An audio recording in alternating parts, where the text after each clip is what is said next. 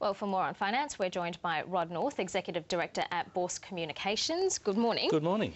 So what's likely to happen with the fiscal cliff? It seems as though everyone's saying an agreement will probably be reached. Well, I think that's the case. It's really a matter of time now to see what happens there. But I think one of the things that I find quite interesting in the whole sort of scenario at the moment, of course, is that, one of the things that sort of jumped out was the Americans over the Thanksgiving 4-day weekend spent a record amount of money, which shows you that the consumer-led recovery perhaps is underway there. And I think against the fiscal cliff, I think the fact that Americans are spending again, something like 247 million people went to stores and online over that Thanksgiving period and spent $59 billion, which was up 13% from last year. Now, these are the sorts of things that I think are worth looking at more, because it's actually telling you what people are doing there, and that's giving obviously a greater level of confidence for that sort of money to be spent over that period of time. And of course, America is still the biggest economy in the world, so when America spends, we all benefit.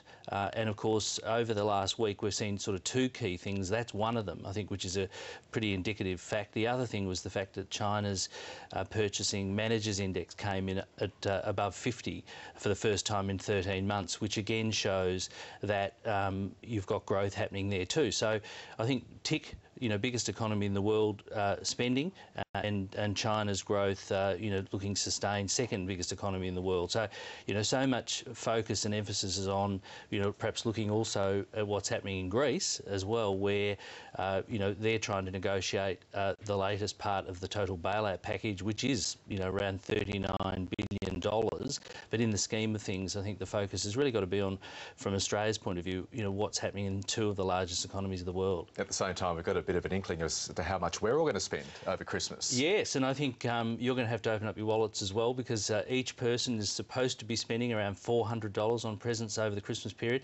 The CBA did a survey over the last couple of weeks and came to the conclusion that something like $16.2 billion was being spent. The thing that interested me was that of those that surveyed, 70% said they'd go to stores still, and 30% were going to buy online. So I thought that was a really interesting statistic, because obviously the online website side of it is still, kicking up. 30% is still a pretty significant figure there. Hopefully the websites work. Have you done your shopping yet? No, I haven't. I've still got to do that. I'm waiting for some even better bargains between now and Christmas, hopefully. It's not even December. I can't even fathom it. Rod North, thank you. Thanks very much.